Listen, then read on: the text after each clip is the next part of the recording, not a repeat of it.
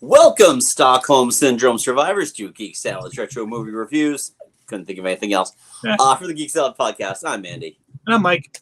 And we are back talking about Bond as we hit the crap half of the Brosnan experience, if you will, with The World Is Not Enough. It just seems like with each Brosnan movie, there's less and less to like about each one. Yeah. This one, I remember texting you. I had about a half hour left in the movie, and I'm like, I don't even know what's going on anymore. Yeah, and I tried to give him a brief synopsis. Electra equals bad. Renard equals bad. Bond equals good. Dr. Christmas Jones equals useless and pointless. Yes. Yeah, this is a tough. This movie actually, at one point, without adjusting for inflation, was the highest grossing Bond movie. As was Tomorrow Never Dies. Goldeneye did fantastic. Tomorrow Never Dies did slightly better. This did slightly better. I don't think that applies to Die Another Day, but we'll find out next week. We can find that out next week. Yeah, it's just. I think the biggest problem I have with this movie is just it's not fun. No, who directed this one?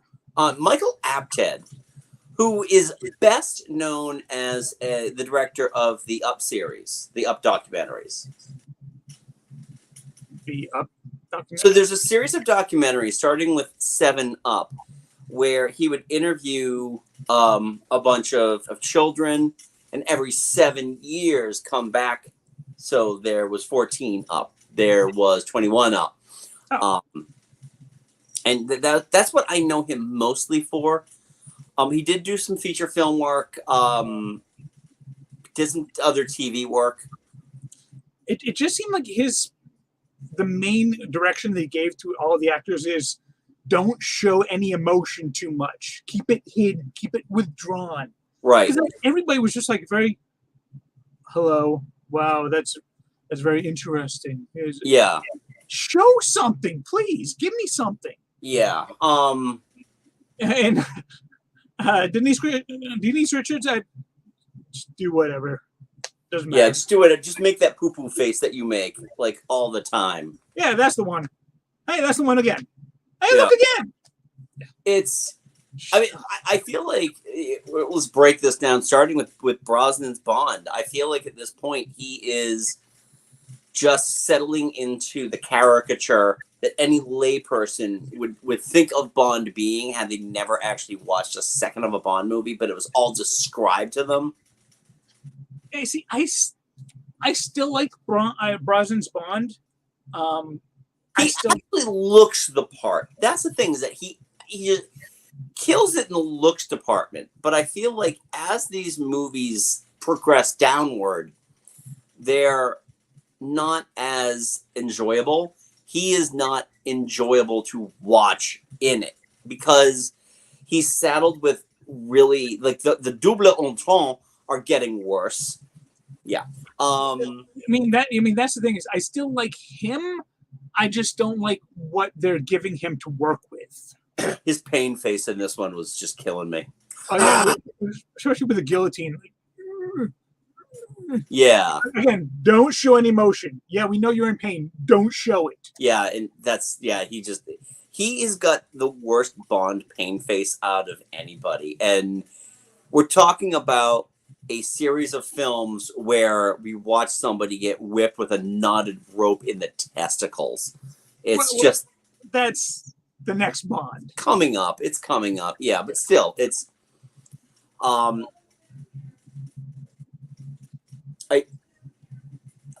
one sec. You talk, I gotta go check on something. 1 sec. Okay. Yeah. Oh, okay. Yeah, he is gone. I still like Brosnan as Bond. It still works for me. He really wasn't given anything to work with. I mean, Bond is only as good as his director, and he just doesn't have. I don't think Michael Apted was the perfect director for a Bond movie. He may be a No, great, yeah, way too serious. yeah. Way He's a, too. I'm sure he's a very skilled director for his own works, but there are some people that should not be given a Bond movie. Like, I am so glad that Spielberg was actually never given a Bond film because I don't think he would be good for it. Right. I feel like, I mean, just thinking about most of the Bond directors, this was like their only real gig was Bond. You know, they might have done a movie here or there, but it was primarily they were the Bond director.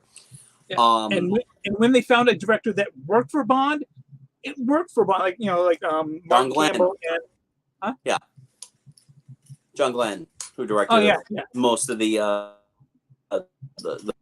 Morse. Yeah, no, Martin Campbell. It's hard to believe Martin Campbell's only directed 2 Bond movies. I feel like he's directed more, but he hasn't. Yeah, but he's directed 2 really good ones. Oh yeah, absolutely. I feel like you find more notable directors. I don't know if serious would be the right word, but more notable directors. Roger Spotswood and Michael Apted. You know, I don't think that they quite understood how to do this level of an action film. And the effects were effects. Yeah, I mean, when we move forward, though, Sam Mendes, who is again a notable Oscar-winning director, he grew up with Bond. He's a Brit, grew up with Bond, so he was all in on that. But yeah, this movie, good. It's like the best effect shots are ones you don't know are effect shots, and I'm sorry, by that entire helicopter with the saw blade fight, that you could every single effect. You're like, okay, that's an effect. I know exactly how they did it. It's a lot of miniatures. Good. There's an awful lot of miniatures. Oh, look, CG saw blades. Yeah, didn't look great back then either. The thing with this movie is it's like things happen in vignettes almost. It's almost like this is a 2+ hour movie broken up into about 4 or 5 little stories that all just tangentially connect to each other. That opening scene, by the way, is, I think, and I'm sure that I could actually do a search for what is the actual longest before we get the title sequence. I feel like this is the longest to this point. It is a very, very long one. I mean, and it jumps to a lot of different scenes. It's not just like, it's not one isolated thing. It's this, and then this, and then this, and then the chase, and then the thing, and then the balloon, and the boom, and the first in the bank getting the money, then the bomb exploding, then the boat chase, then the balloon exploding, then the title sequence. Yeah. How many action sequences are you going to try and fit in before the opening credits? They definitely did that. Okay. Oh, I've got a list here. Oh. The 10 longest James Bond prologues. Okay. Mm-hmm. So, all right, let me go here. Okay. Number 10 is The Spy Who Loved Me, which is 8 minutes and 10 seconds. Number 9, 8 minutes and 18 seconds, Man with the Golden Gun. Okay. License to Kill, 8:57. Okay, yeah. All right, Tomorrow Never Dies, 9:39. Sounds about right. Yeah. GoldenEye is 10:40. Okay, yeah. Yeah. Spectre is 13:04. Wow. But you haven't seen Spectre yet. No, I haven't seen Spectre. It is long. Skyfall, 13:09. All right. Okay. Die Another Day, 13:27. So we know what we got to look forward to. Yeah. The World Is Not Enough, 14:20. So nearly 50 Okay, minutes. yep, and this makes sense. No Time to Die is 23:47. About a 9. And I remember thinking that watching No Time to Die, like, they're not giving us a credit sequence, are they? It was like 25 we minutes. had gone so far in, but they needed it. They needed it because they have to cleave. They have to cleave the timeline. Okay. When you watch it, it will make sense. But again, yeah, it was like, wow, that's long. Mhm. But this is the second longest, and you feel Yeah. every second of it because there's too many moving parts going on, too many stories. The big assassination happens, and then you still have about 7 minutes of boat chase. That was a really weird boat chase. It was too, especially because I mean it's the Thames. The Thames is never that clear for two boats No. to chase each other. And especially when one boat is about this big in real life. Yeah, yeah. Oh, and yeah, after Bond falls out of the off of the balloon and rolls down Yeah. the roof there, that was totally Pierce Brosnan and not a stunt. Totally. Totally. I remember you could like totally not tell. I'm watching the movie and Autumn comes in during the ski scene, and I'm like, yeah, I think that the cinematography in the ski scene is really beautiful. It really frames their stunt doubles really, really well. Yeah, I'm sorry, but there is no way you're getting that kind of control from fan powered snowmobiles on with parachutes. That is no, seriously. Those things look like those vehicles that Kenner sold for Star Wars just to get like toys on the shelf. They weren't like the full size vehicles, but they're like, here's a tiny AT-AT on wheels, that kind of like thing. That's what those things looked like. Was it in the movie? No, but it looks like it could be. But yeah, it could have been in the background somewhere. You didn't see it. Camera can't be everywhere, Yeah. Yeah, the characters in this, I mean, I will say this, and if you're watching this, let's assume that you've seen this movie already. The movie's 23 years old now. And I actually saw this in the theater. I think I did too. I was hyped for this one, and like I walked out of there like not being able to remember much of anything. Like again, I'm 23 years younger and still like, what the hell happened? Yeah. It was a really confusing story. Yeah. The plot was just kind of bounced all over the place there.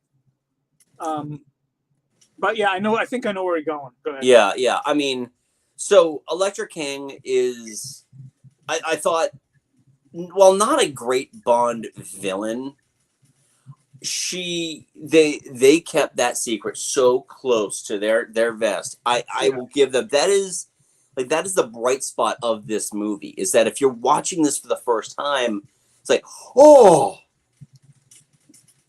man. And even like after like the like her reveal as a bad guy comes, yeah, you're still like, okay, yeah, but Renard kind of made her. It's like, and then they hold that until like almost the end. We're like, no, she's the mastermind. Renard is working for her. He played Renard, yeah, and I feel bad for Robert Carlyle because it's like they were setting him up as being like the Bond villain. And there were moments when I really felt like they were trying to get that Blofeld vibe. I could see that. They really tried to emulate Blofeld in the look, with the shaved head, the scar from the bullet that is slowly killing him. Yeah, you know what? I really like Robert Carlyle, and I Sophie Marceau, I haven't seen a whole lot of her, but she seems like both of them seem like they could be really good actors. And I know Robert Carlyle is a phenomenal actor. He was given so little to work with. I just think it's hilarious that he essentially got this movie because of the Full Monty. Yeah. And Train Spotting. Yeah. It's like, I think that's mainly what I know him from, are those two movies. Yeah. I've actually never seen that. I mainly know him from the final Stargate series that they made, Stargate Universe. Okay.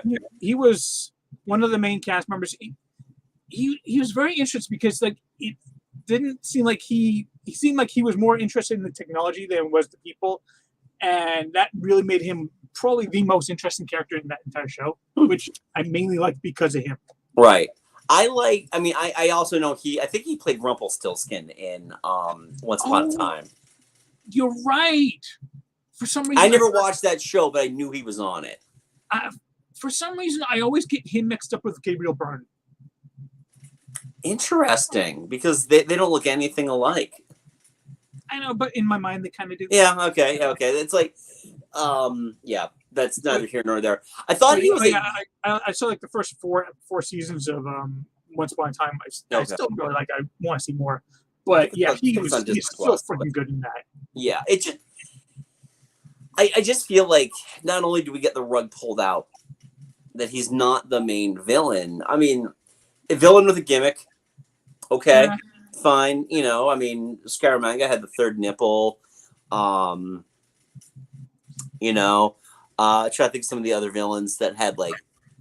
I mean, if you think about it though, like you can't feel anything because it's like he's got villain henchmen written all over him. Oh yeah, like Final Boss. Yeah, villain henchman, which is hilarious because he doesn't really make it. In the grand scheme of things, he doesn't make it that far until the final, the final kills. I mean, hell, some of her henchmen made it longer than he did. Yeah. Like that big American Gladiators dude and British DJ Goldie. Yeah, that was interesting. One thing that always just kind of like it occurred to me this morning as I was just thinking back on the movie. It's like when again, spoiler for the ending of the movie, when Elektra gets shot, she's on the radio with him. He should hear the shot. Yet at the end, he had no idea that she was dead. Yep. You're not very bright, are you? And what a way to go out to take the villain out, the big bad out with just like there's nothing special about it. It's like, yeah. All right, she's dead. I mean, you won't shoot me. You like me too much.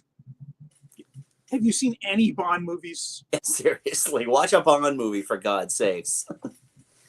I think we've been pussyfooting around the worst crime that this movie has ever committed. I mean, if I were Britt Eklund or who did you mention? You mentioned somebody. Terry Hatcher. If I were them, I would send Denise Richard an edible arrangement for taking the mantle of worst Bond girl ever. Yeah, and running. That's the thing is, she's kind of hit the point where I don't think anyone could ever get me a worse Bond girl than her. You have to be trying, asleep, or dead. Yeah. To be able to surpass that. I have had dental procedures that were less painful than her performance. She can't act. And her character was next to useless. For a nuclear scientist, physicist. She's a nuclear physicist. Whatever. Which is better than a scientist, as far as I'm aware. I don't know either. I was paying close attention to this throughout while watching the movie yesterday. The only thing she does in this movie is snip the wire of that mobile bomb that they're on, and push the button to let Bond back into the submarine at the end. That is all she does. Yep. That's it. So, useless. Yeah, she can't emote. She can't react. Everything is good. Again, it's got that poo-poo, like, face. I mean, the first time we see her, she's modeled after Lara Croft. Yeah. It's also like that scorpion tattoo on her belly was a choice because I'm fairly certain that is not Denise Richards' real tattoo. Then what is the point? I don't know. And if it wasn't supposed to be there and it was a real tattoo, they can cover it up. That's why we can watch Dwayne Johnson in movies and not have to look at that sleeve, you know. She's got scorpions tattooed on her belly because she's a bad girl. It's so just it's just one of those things. I really am trying not to sound sexist about this, but it's like it's almost like they didn't want us taking her seriously at all. And if only her actions were able to like make us feel like idiots. Like, oh man, she really fixed that. Snip. Oh man. No man without a nuclear degree could be able to snip a wire like that. She wasn't even smart when it comes to nuclear stuff. It's like when Bond says, like, she reveals that they've only got half. It's like, so it's useless. It's like, it's plutonium with an explosion. It's not pointless. And yet the super spy has to tell the nuclear physicist that. What? Where did she get her degree? In a box of cereal? What kills me too is the name, because the name is only there for the last terrible joke of the movie. Yeah. Christmas. I thought Christmas only came once a year. What's really sad is the writer's probably like, oh, guys. You know what? It's almost like when the people writing Batman v Superman were like, Martha. Wow. High-fiving each other. Oh. Man, it's just so terrible. Trying to go back to the bright. Actually, you know what? One more bad thing here. It's like, it killed me, the fact that this was Desmond Llewellyn's final film at all. He died like a month after this movie premiered, and he still gets billing below Denise Richards. Yeah. And I feel like Desmond Llewellyn is never really, unless it's a smaller cast, never really got top billing on any of these or anywhere near that top billing, because he does, with the exception of Octopussy and License to Kill. Yeah. They don't really bring him out all that much. He's got his one or two scenes. Oh, do be serious, Bond. And then, he's doing everything else. They did bring out into the field this time for the very first time. And to the credit of this movie is M. And I was happy with that. I mean, we would get way better at that, going forward. I was happy with that until she knocked over the clock and somehow couldn't figure out a way. Like, she could have tilted the stool towards her and had it fall on. It's like, you're the head of the British Secret Service. You're better than this. Well, the thing is too is that when they introduced her as a character, she wasn't a field agent. She was an accountant. Oh yeah. So and that's the thing that was really funny about that. It's like, all right, but she can still use the nuclear locator chip and power it up to give a location. Yeah. Okay. Again, more Judi Dench is never a bad thing. Yeah, I mean, again, she thrived in the Craig stuff. This stuff, she does. I mean, they're building her character. This is the best representation of Judi Dench as M in the Brosnan series. Yeah, hands down. But I don't remember much about Die Another Day, so we'll see. There wasn't a lot, as far as, and I got to go back and watch that. But some of the other supporting cast members, though, Robbie Coltrane came back as Valentin Zukovsky. He wasn't nearly as fun as he was in Goldeneye. No, I like seeing Robbie Coltrane, but he was, again, much like every other member of the cast in this one, he really wasn't given much to do. No. Oh, God. And the scene where they introduced the character back in, where Bond's at that casino and he's got like the X-ray specs, and it just felt dirty. I really just felt dirty watching that, because it's like, oh no. Yeah. Let's just look at all the women in lingerie in the occasional heat. guy. Yep, packing heat. Everyone's packing heat. But hey, all the ladies are in, teabags and garters. So okay, sure. And then we're introduced to Q's replacement, R, played by the legendary John Cleese, in a role that sounded amazing on paper. But in practical application is just like, this shouldn't have happened. Like, oh yeah, you're Q's replacement, but you're doing everything wrong. Yay. Yay. You know what it reminded me of, actually? And it reminded me of this after we were discussing the movie last night. I felt like all of his stuff, all the things that he is trying to demonstrate, kind of felt like a pre-ride video that they would show at an Epcot attraction, very similar to how Eric Idle's nonsense in Journey to Imagination is done, where it's just like, hello, I'm going to show you all these technological things, and things go wrong. And I mean, but in John Cleese's defense, he never has anything nightmare-inducing as Eric Idle's face in that movie. No, that's very true. But he, yeah, it's not enough bleach for the eyeballs on that one. Yeah, it just felt it was such stunt casting. Oh yeah, and it almost like, could you found out maybe? I almost want to say, and I hate saying this because I mean, Monty Python is an institution, but maybe someone a little more culturally relevant at that time, perhaps, that might have been able to work with it. John Cleese, for that 30 years, had essentially been Cleese, Python's Cleese. And he is just Python's Cleese in this. Yeah, honestly, I kind of saw it more as Fawlty Towers Cleese. Okay. Cleese. He's just very, very, very uptight and stuck up in a little bit. Right. But I saw a lot of his Monty Python characters in that too, especially when he's got to list off things with Michael Palin or Eric Idle, that kind of stuff. It was, I mean, this movie is it's a mess. Yeah. Which is crazy because it's also not the worst of the Brosnan Bonds. No.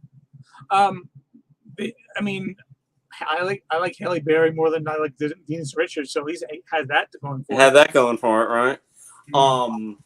Still no Michelle Yeoh, that's for damn sure. God, no. Now, so here's the other thing: the music. I'm gonna talk about the music here.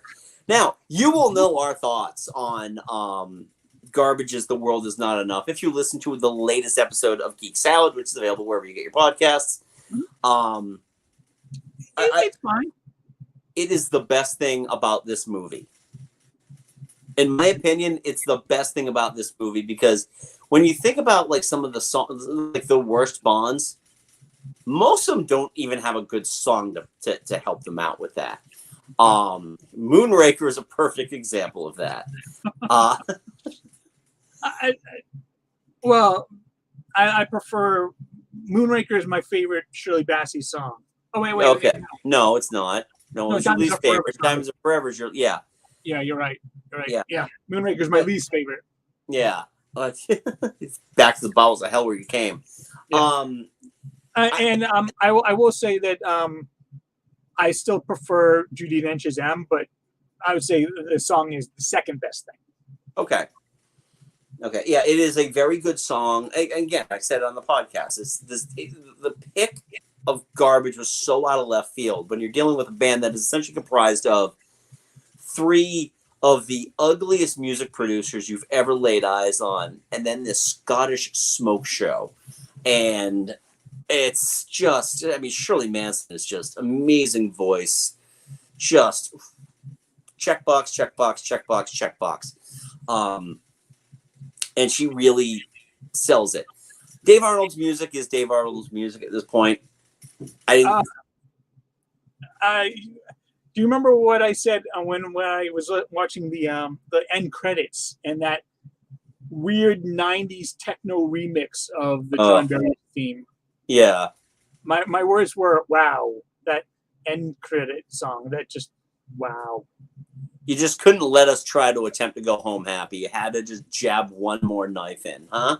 Oh yeah. God damn it. I had to slam one more plutonium rod into your stomach. Well, that was The World Is Not Enough. And it was plenty enough for us. Plenty enough. Oh God, we gotta die another day next week, don't we? Yeah, but just look at it this way. Yeah. It's like a Band-Aid. We just got to rip it off, and then we'll have Casino Royale. That's very true. That is very true. Yeah. Seriously, it's like eating steamed Brussels sprouts before you get to your dessert. And it's just like, it's killing me. Yeah, exactly. They're not even good Brussels sprouts. They're the mushy ones. In my opinion, there's no such thing as good Brussels sprouts. So, I think they can be done. They're hard to get done. Yeah, it's yeah. At this point, I'm too old for anybody to convince me otherwise. So that was The World Is Not Enough. So we want to know from you, what were your thoughts on this movie? Where does it rank in the Brosnans? Where does it rank in your overall rankings? We would love to know. If you've just parked yourself on this because you're like, I'm in a mood for a Bond movie. Oh, look, these guys are reviewing The World's Not Enough. Let me see what they think about it. And you like this, we got a whole playlist right here at Geek Salad. Just hit the subscribe button, give the video a big thumbs up. Let us know. Also, if you like what we do here, we do have a podcast where you get wherever you get your podcasts, Google, Stitcher, Spotify, iTunes, Geek Salad. You can check us out there. Check out our rankings of all 24 Bond songs. That was a lot of fun. I had a good time.